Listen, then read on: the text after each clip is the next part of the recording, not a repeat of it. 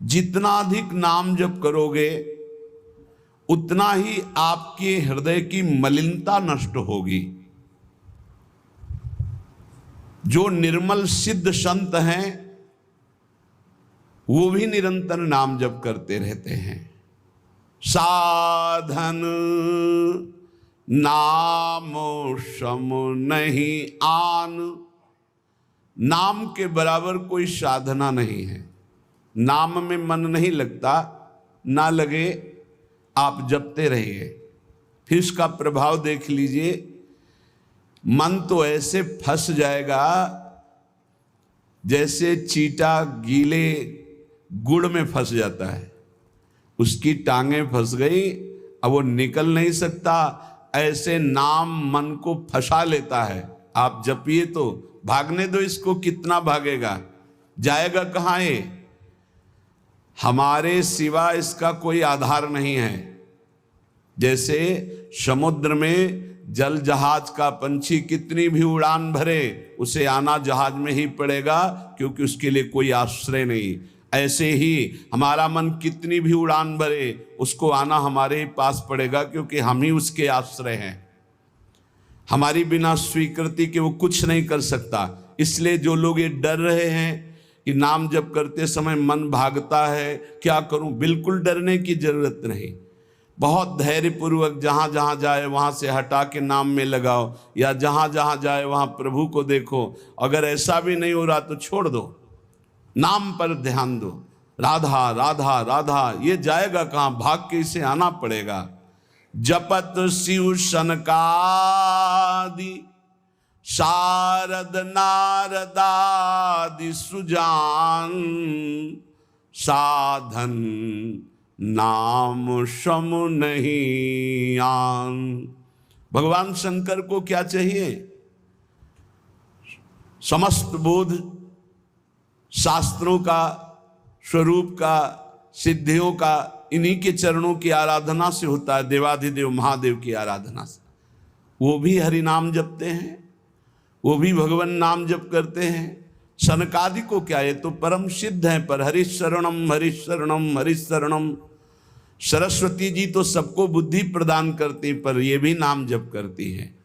नारद जी का तो प्रसिद्ध ही है नारायण नारायण नारायण। ये सब सुजान ईश्वर कोटि के महापुरुष निरंतर नाम जप करते रहते हैं। इसलिए नाम से बढ़कर कोई साधना नहीं है।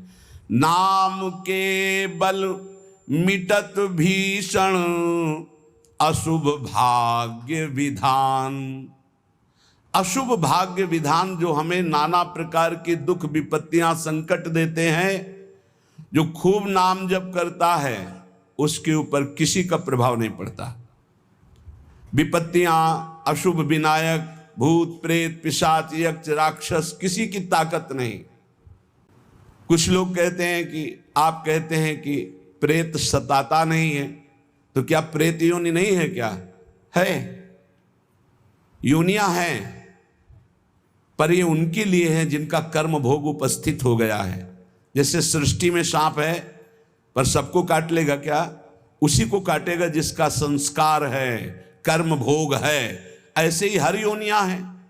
कोई हमें कष्ट तभी देगा जब हमारा प्रारब्ध कर्म आ जाएगा भोगने के लिए। उसको सहन करने की सामर्थ्य या मिटाने की सामर्थ्य भगवान नाम में है। विश्वास कीजिए, राधा वल्लभ भजत भज भली भली सब होए, जीते विनायक शुभ अशुभ विघ्न करे नहीं कोई।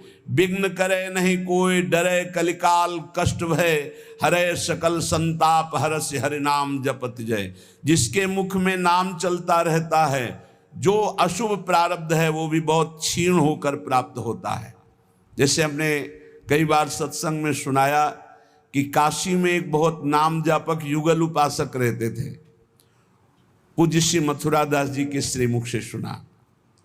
वो कभी विश्वनाथ जी के दर्शन करने नहीं जाते थे, समय ही नहीं था। जो उपासक एकांतिक भजनानंदी है उसको समय ही नहीं होता, अपने ठाकुर सेवा, अपनी दिनचर्या, तो उनको कभी ऐसा महसूस भी नहीं होता कि हम प्रभु से अलग है, क्योंकि प्रभु के नाम रूप लीला धाम में हर समय चित्त जुड़ा रहता है। तो काशी विश्वनाथ जी की जो सेवा के प्रधान थे वो बहुत बड़े ज्योतिषाचार्य थे। उनके मन में एक जलन हुई कि ये काशी में रहकर विश्वेश्वर विश्वनाथ के दर्शन करने नहीं आते और बड़े वैष्णव हैं, भगत हैं।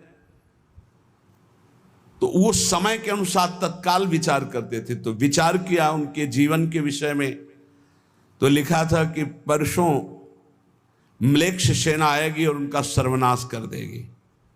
तो उनका हाँ, विश्वनाथ जी के दर्शन न करने से अशुभों का नाश नहीं होता, जरूर इनको अशुभ भोगना पड़ेगा। और वो नाम जापक थे, उनका प्रारब्ध था। उन्होंने ज्योतिष के द्वारा विचारा और परसों गए। जब वहां गए तो पूछा कि वो भगत जी कहाँ? बोले स्नान कर रहे हैं। बोले मध्याह्न में स्नान? बोले ये तो पता नहीं, पर स्नान कर रहे हैं। स्नान करके आए तो उन्होंने कहा मेरी ज्योतिष आज तक कभी गलत नहीं हुई। भगवान विश्वनाथ जी के वरदान से मुझे ज्योतिष का ज्ञान है और 12 बजे आपके पास म्लेच्छ सेना आनी चाहिए थी आज, और वो आपका विनाश करने, तो वो आई नहीं। इसका मतलब मेरी ज्योतिष झूठी हो गई? बोले नहीं, आपकी ज्योतिष झूठी नहीं हुई, म्लेच्छ सेना आई थी। बोले यहाँ तो सब यथावत है। बोले प्रगट में नहीं आई। मैं जब भोग पधराकर प्रिया प्रीतम का ध्यान कर रहा था भोग का, उसी समय म्लेच्छ सेना मेरे ध्यान में आई और सब कुछ विनाश किया। फिर मेरा ध्यान टूटा तो हमने सोचा चलो प्रगट में न सही, भाव में तो आई, तो इसीलिए स्नान करने गए थे, अब भोग उसारेंगे ठाकुर जी का। ये है ठाकुर सेवा और नाम जप का प्रभाव कि अशुभों को भाव में मिटा दिया, स्वप्न में मिटा दिया, या थोड़ा बारा कष्ट दे के मिटा दिया। नाम के बल मिटत भीषण अशुभ भाग्य विधान।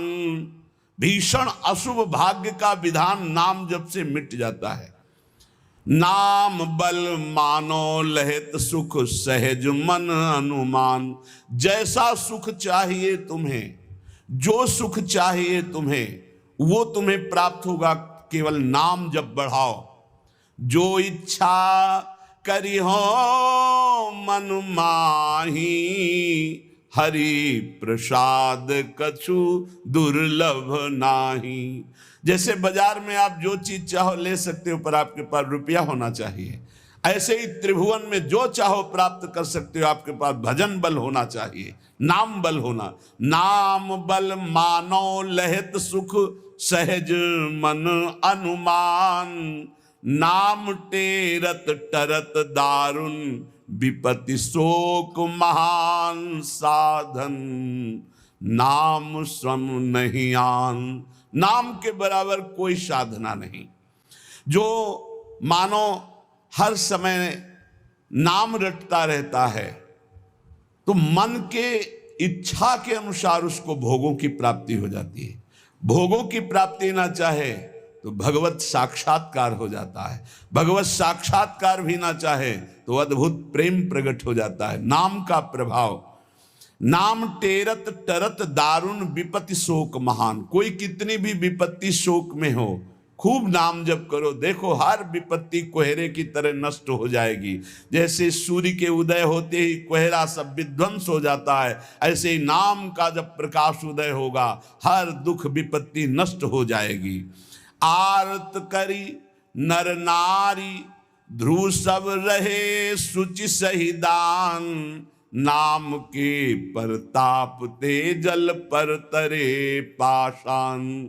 जिसने आर्त भाव से नाम जप किया हो, चाहे स्त्री हो, चाहे पुरुष हो, बालक हो, चाहे वृद्ध हो, ध्रुव माने परम सत्य, सब परम पवित्र हो गए और निहाल हो गए।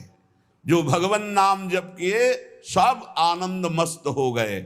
अरे नाम ले ले करके जब नल नील ऐसे पत्थर रखते थे तो वो डूबे नहीं। नाम का प्रभाव, नाम मुख से लेकर के रखते थे। ऐसा कोई न समझे कि पाषाण पे नाम लिख करके रखते, नाम उच्चारण करते जय श्री राम और पत्थर रख दिया तो तरा नहीं, क्योंकि मुनि का आशीर्वाद और नाम का प्रताप।